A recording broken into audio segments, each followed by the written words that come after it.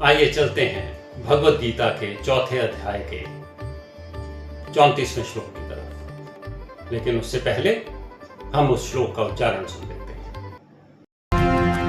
तद्विद्धि प्रणिपातेन परिप्रश्नेन सेवया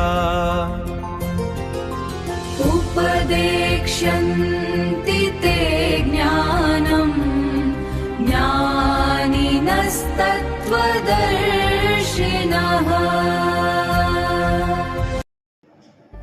इस श्लोक में भगवान कृष्ण अर्जुन से कह रहे हैं कि तुम ये ज्ञान पाने के लिए विनम्र प्रणाम, उचित प्रश्न और सेवा के द्वारा ही ये ज्ञान पा सकते हो, और जब तुम ये करोगे तो ये ज्ञान तुम्हारे लिए सहज हो जाएगा।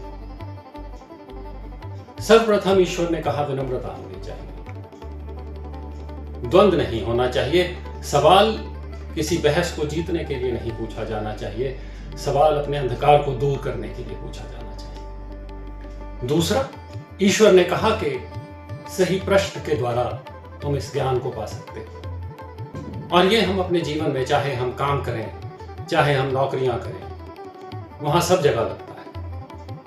जब भी हमारे सामने कोई मुश्किल आती है, अगर हम उसके लिए सही सवाल नहीं पूछते, उस मुश्किल को सही तरीके से हम परिभाषित नहीं करते, तो हमें उसका उत्तर नहीं मिल सकता। तो जब तक हमारा सवाल सही से परिभाषित नहीं होगा, तब तक हम उसका उत्तर नहीं पा पाएंगे। और तीसरा है त्याग, अपने आप को पूर्णतया समर्पित कर देना कि हाँ, ये प्रश्न का उत्तर तो मिल गया है, अब इस पथ पर चलना है, बिना आशंका, बिना डरे इस पर चलना है। जब हम ये करते हैं तो हम ईश्वर को पा जाते हैं, तो हम ज्ञान को पा जाते हैं।